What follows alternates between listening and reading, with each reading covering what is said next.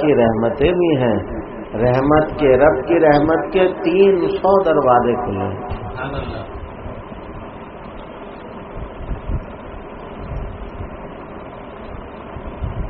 حضور اکبر صلی اللہ تعالی علیہ وسلم نے اما عائشہ کو یہ ساری فضیلت سنائی کہ میں اس لیے جاگا کہ جبریل آیا اور مجھے یہ ساری باتیں بتائیں،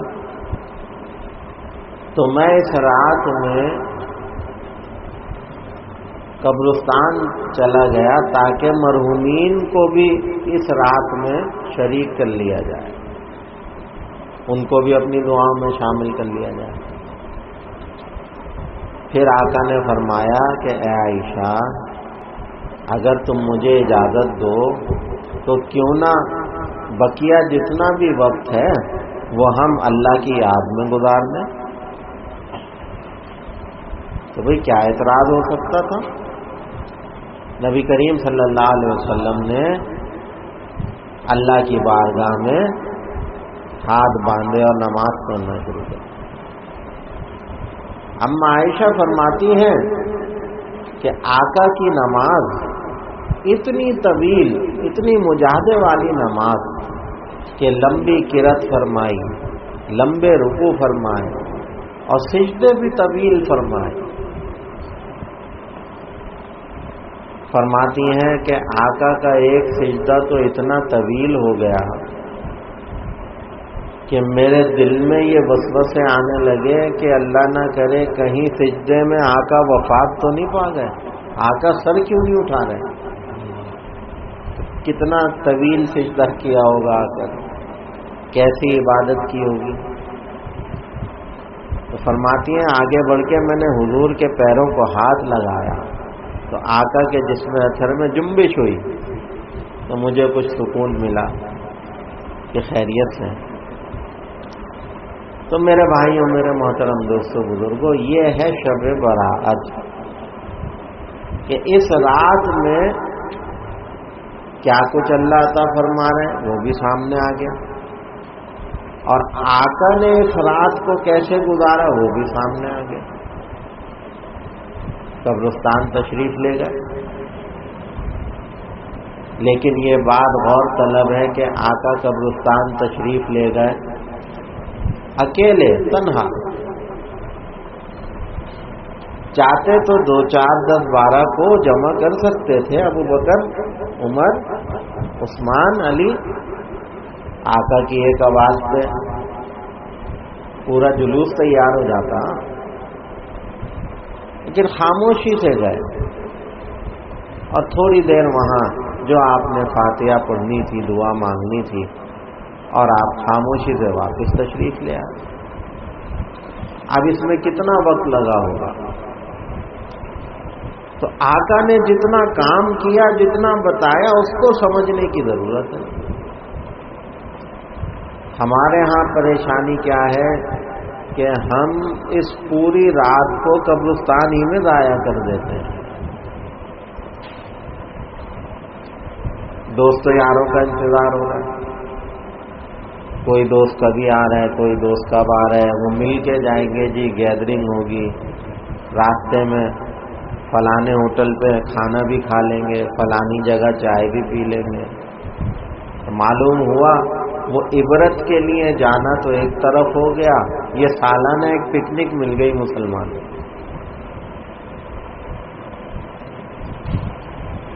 تو یہ رات قبرستانوں میں گھوم کے ضائع کرنے کی رات نہیں ہے۔ آپ کے گھر کے نزدیک جو بھی قریبی قبرستان ہے وہاں تشریف لے جائیے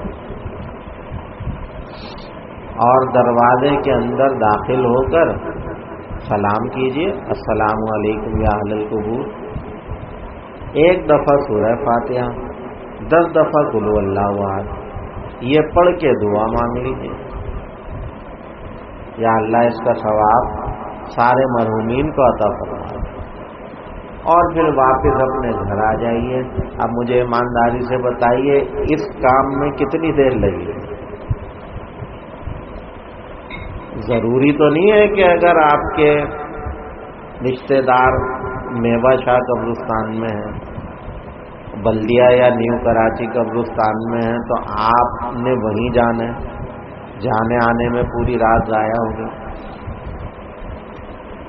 جو قریبی قبرستان ہے وہاں چلے جائیے، جو عمل میں نے بتایا اس میں کتنی دیر لگی، اور پھر باقی وقت آ کر جیسے آقا ابھی میں نے بتایا کہ آقا نے کیسی مجاہدے والی نماز پڑھی، اس رات میں آقا نے کیسا مجاہدے والے عمل کیے، تو باقی رات نوافل میں گزارے، ذکر اذکار میں گزارے، اللہ کی یاد میں گزارے۔ یہ تو در حقیقت میں اللہ تعالیٰ کی مغفرت کو لوٹنے، اللہ کی رحمت کو سمیٹنے کی رات ہے، اور اللہ کی مغفرت کی بات جب ہو تو اللہ تعالیٰ سے زیادہ کون ہوگا رحیم و کریم، اللہ سے زیادہ کون ہوگا بخشنے والا۔ حدیث میں آتا ہے یہ جو ہمارا سمندر ہے نا، سمندر یہ روزانہ رات میں اس کی لہریں اونچی ہو جاتی ہیں، یہ بپھر جاتا ہے، اور یہ اللہ سے فریاد کرتا ہے پروردگار یہ شہر والے تیرے نافرمان ہیں، تو مجھے ذرا اجازت تو دے میں انہیں ابھی ڈبو دوں۔ یہ جو زمین ہے یہ اللہ سے درخواست کرتی ہے پروردگار یہ بستی والے، یہ شہر والے بڑے نافرمان ہو گئے، آپ ذرا اجازت تو دے میں ابھی انہیں نگل جاؤں۔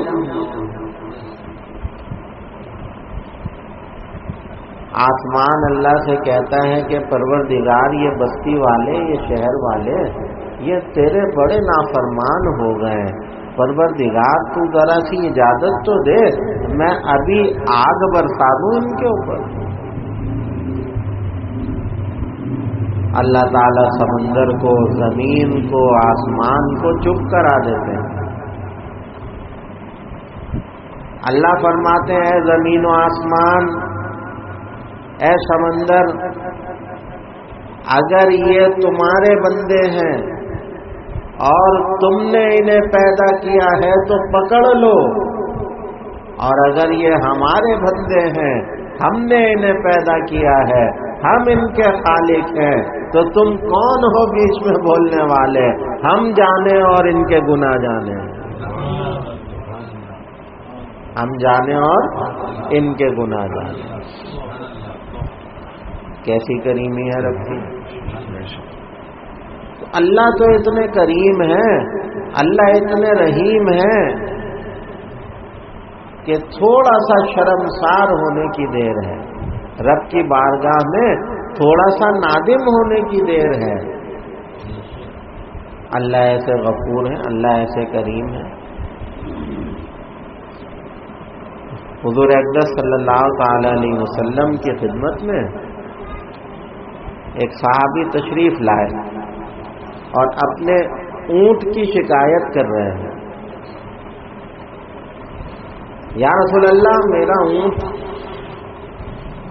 ویسے میری بڑی خدمت کرتا ہے، میں اس پہ مزدوری کرتا ہوں، اس کے اوپر وزن لاتا ہوں، وہ میری ساری باتیں مانتا ہے، میں اس کے کھانے پینے کا بھی خیال پورا رکھتا ہوں، لیکن مجھے اس سے ایک تکلیف ہے۔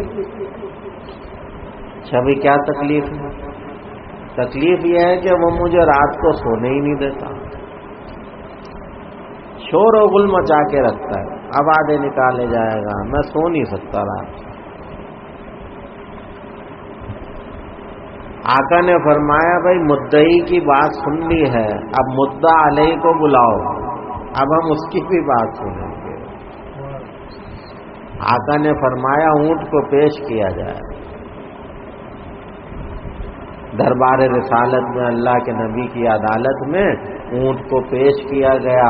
جب اونٹ نے سنا کہاں جا رہا ہوں، کس ہستی کے دربار میں پیشی ہے، صحابہ فرماتے انتہائی دھیمے قدموں سے سر جھکاتا ہوا آقا کی خدمت میں پہنچا اور ایسے بیٹھا جیسے ہم اتحیات میں بیٹھتے ہیں،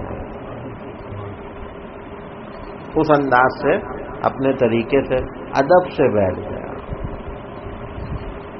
آقا نے اس اونٹ سے پوچھا تجھے اس مالک سے کوئی شکایت ہے؟ کیونکہ یہ تیرا مقدمہ لے کے آیا ہے میرے پاس۔ تو اونٹ نے کہا یا رسول اللہ یہ بہت اچھا ہے، میرے ساتھ اس نے سلوک کرتا ہے، تو بھئی پھر کیوں تنگ کرتے ہو، بیچارے کو سونے دو رات کو۔ کہنے لگا یا رسول اللہ بات یہ ہے کہ یہ شام میں تھکے آ رہے، میں بھی تھکا ہوا ہوتا ہوں مزدوری سے، یہ بھی تھکے ہوئے ہوتے ہیں، یہ مغرب کی نماز پڑھ کے سوچتے تھوڑی دیر لیٹ جاؤں، تھوڑی سی آنکھ لگا لوں، عشاء میں تو ٹائم طویل ہے، پڑھ لوں گا۔ وہ کہتا ہے یا رسول اللہ ان کی عشاء رہ جاتی ہے۔ دیکھا، ایک اونٹ کو بھی فکر ہے کہ حضور کے امتی کی نماز قضا نہ ہو، نہیں ہے تو ہمیں ہی نہیں ہے۔ تو یا رسول اللہ میں تو اس لیے آوازیں نکالتا ہوں، میں ان کو جگاتا ہوں، میں ان کا ہمدرد ہوں کہ اگر ان کی نمازیں قضا ہوں گی تو یہ کیسے آخرت کا عذاب جھیلیں گے۔ تو یا رسول اللہ یہ ہے میری کہانی اور یہ ہے میری چیخ و پکار کی وجہ کہ میں چاہتا ہوں کہ یہ جاگے اور جاگ کر عشاء کی نماز وقت پہ پڑھ لیں، ان کی نماز قضا نہ ہو، کہیں یہ اللہ کی پکڑ میں نہ آ جائیں۔ میرے بھائیوں، میرے محترم دوستوں، بزرگوں، ذرا اندازہ تو لگائیے اللہ کتنے کریم ہیں ہمارے اور آپ کے لیے۔ ہم ماں باپ ہو کر شاید اپنی اولاد کی اتنی فکر نہ کرتے ہوں کہ آج میری اولاد نے نماز پڑھی نہ پڑھی، وہ دیکھیں ایک بے زبان جانور ہو کر وہ کہتا ہے یا رسول اللہ میں اس لیے چلاتا ہوں، آوازیں لگاتا ہوں کہ یہ جاگیں اور اپنے اصل مالک کی فرما برداری میں لگ جائیں۔ میرے بھائیوں، اللہ بڑے کریم ہے، اللہ بڑے رحیم ہے۔ عمر بن عبدالعزیز رحمت اللہ علیہ کے زمانے میں ایک خاتون تھی بستی میں، اکیلی تھی بیچاری، کوئی والی وارث، کوئی آسرا، کوئی سہارا، کچھ نہیں۔ تو گھر گھر جا کے مانگ لیا کرتی تھیں، کوئی روٹی دے دیتا تھا، کوئی پیٹ بھر جاتا تھا۔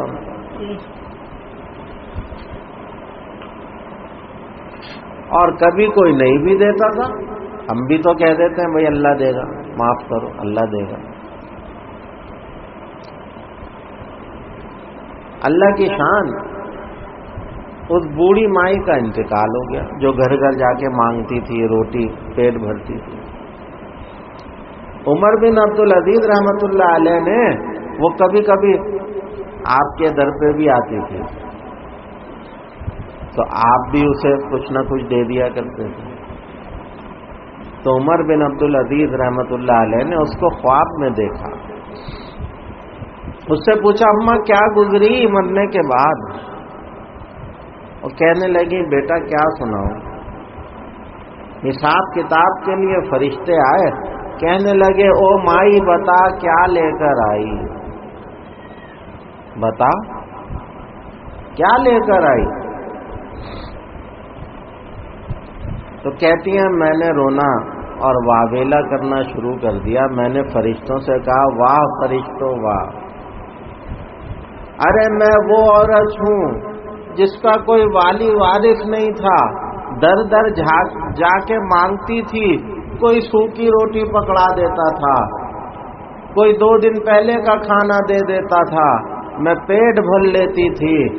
ان کانوں نے روز یہ باتیں سنی، اللہ دے گا، جا مائی اللہ دے گا، جا مائی اللہ دے گا۔ اب مرنے کے